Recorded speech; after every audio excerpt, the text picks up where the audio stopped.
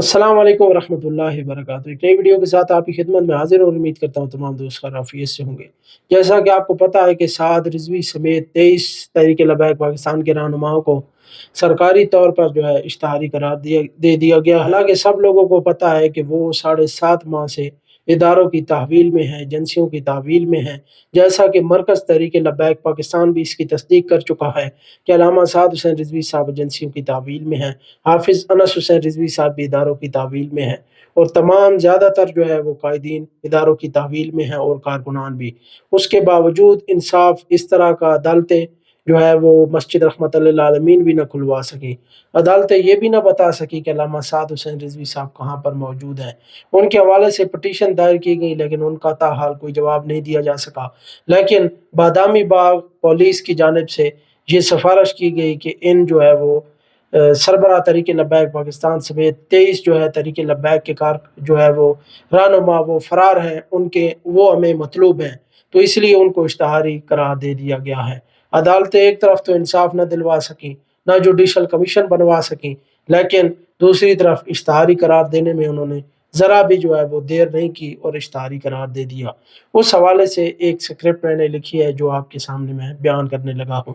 अदल के वानों से उठने वाला ये फैसला कि साद हुसैन रिजवी साहब इश्तिहारी हैं, दरअसल अक्ल इंसानी की तजलील है। तारीख गवाह है कि इश्तिहारी वो होता है जो रो पोश हो, मगर यहाँ आलमिया ये है कि 7 माह से जिनके मकाम में कैद का रियासत को पता नहीं और ना ही अवाम को पता है, तो अचानक उन्हें मफरूर कैसे करार दिया जा सकता है। ये कैसा निज़ाम अदल है जहाँ पहले जबरी तौर पर लापता किया जाता है और फिर अदम मौजूदगी को जुर्म बनाकर इश्तहारात जारी किए जाते हैं। ये मुरीदके के लहू को अदालती फाइलों में दफन करने की भोंडी साजिश है। हकीकत यह है कि इश्तहारी वो नहीं बल्कि इश्तहारी वो इंसाफ है जो ताकतवरों की दहलीज पर रोपोश हो चुका है। जब रियासतें दलील के मैदान में पिसपा होती हैं तो वो तकनीकी मुजरिम तख्लीकी करने की फैक्ट्री बन जाते हैं। साद रिजवी और उनके 23 रफाका को 7 माह पुरस्रार सकूत के बाद इश्तहारी करना दरअसल अवामी मकबूलियत से पैदा होने वाले खौफ का इतराफ़ है।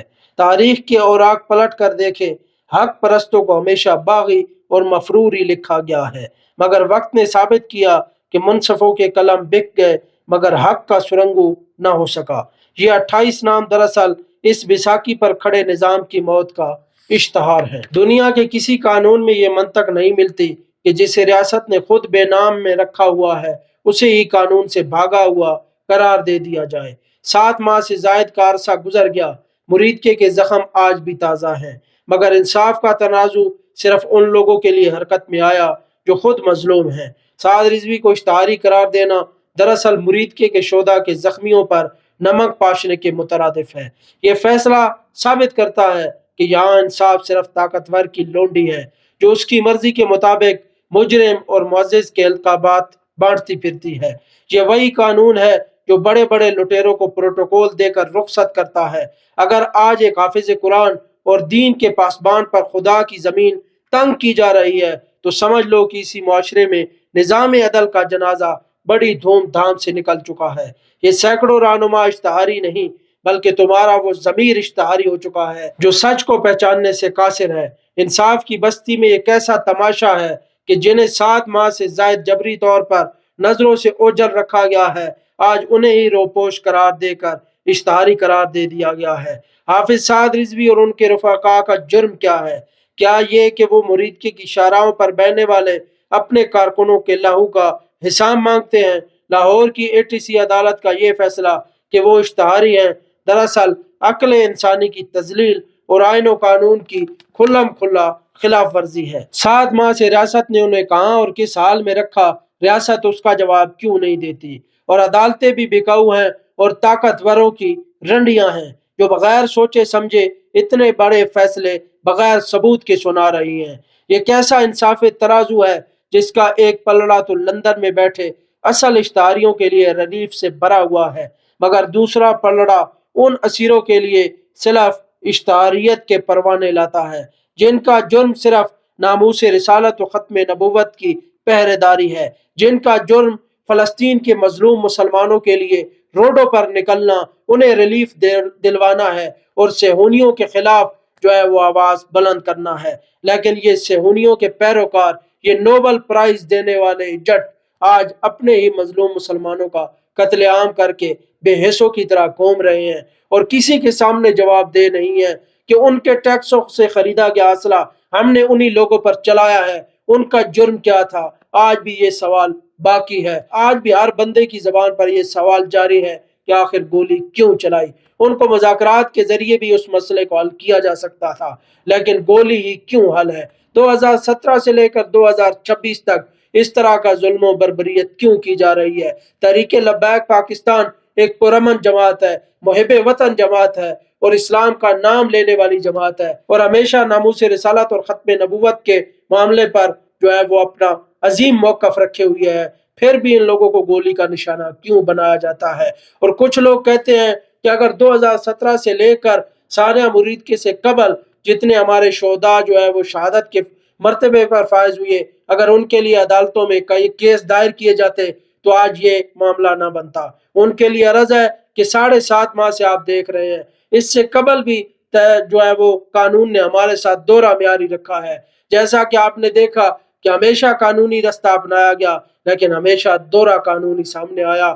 طاقتور کو ریلیف دیا گیا، لیکن ہمارے مظلوم کارکنان کو گولی کے ذریعے روکا گیا۔ تو اسی لیے یہ عدالتیں طاقتوروں کی رنڈیاں ہیں، اور یہ بات آج سچ ثابت ہو چکی ہے، اس میں کوئی دو رائے نہیں۔ امیر تحریک لبیک پاکستان علامہ حافظ سعد حسین رضوی صاحب کی سیاسی بصیرت اور ان حکمرانوں کے بارے میں موقف کو ہم سلام پیش کرتے ہیں کہ انہوں نے پہلے ہی ان 13 جماعتوں کے علاوہ بھی سب کو بے نقاب کر دیا تھا، اور ان کا جرم یہی تھا کہ وہ اس بے حس قوم کو سچ بتا رہے تھے، اور وہ اس بے حس قوم کے لیے حق کی آواز بلند کر رہے تھے۔ آج آپ دیکھ رہے ہیں قادیانیوں کو بڑے بڑے عہدوں پر بٹھایا جا رہا ہے، اور کیسے لبرلز کو کس طرح عہدوں سے نوازا جاتا ہے، کس طرح پروٹوکول دیا جاتا ہے، اور جو علماء ہیں، حق پرست ہیں، جو حق کے ساتھ کھڑے ہیں، آواز بلند کرتے ہیں مظلوم مسلمانوں کے لیے، ان کو ہتھکڑیاں لگا کر، ان کو جو ہے چہرہ چھپا کر عدالتوں کے اندر پیش کیا جا رہا ہے۔ اور 7.5 ماہ سے ہمارے قائدین کا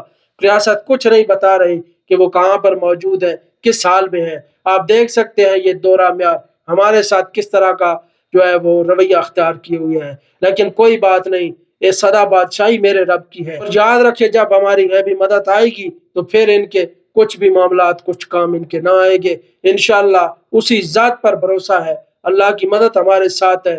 ہم نے ذاتیات کے لیے کوئی کام نہیں کیا کہ ہم جو ہے وہ کچل لے جائیں، ہماری پارٹی ختم ہو جائے۔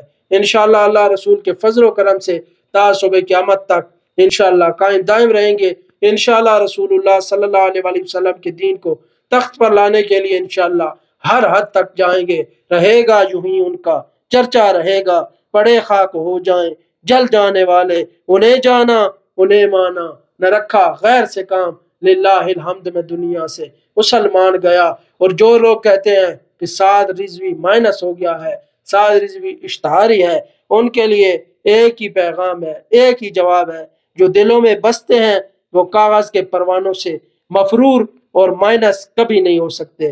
وقت کا منصف اپنا فیصلہ لکھ رہا ہے، اور وہ فیصلہ تمہاری ان فائلوں سے بہت مختلف ثابت ہوگا۔ انشاءاللہ ہمارا بھائی، ہمارا لیڈر، ہمارا رہنما، ہماری جان سعد رضوی انشاءاللہ سرخرو ہوگا۔ انشاءاللہ تم بھی اور تمہاری نسلیں بھی، جنہوں نے ظلم کیا، جنہوں نے ظلم کے آرڈر کیے، جو سہولت کار بنے، جنہوں نے آرڈر کروائے اور جنہوں نے آرڈر کر کے ان پر عمل کیا، انشاءاللہ تمہاری نسلیں بھی بدبودار ہوں گی۔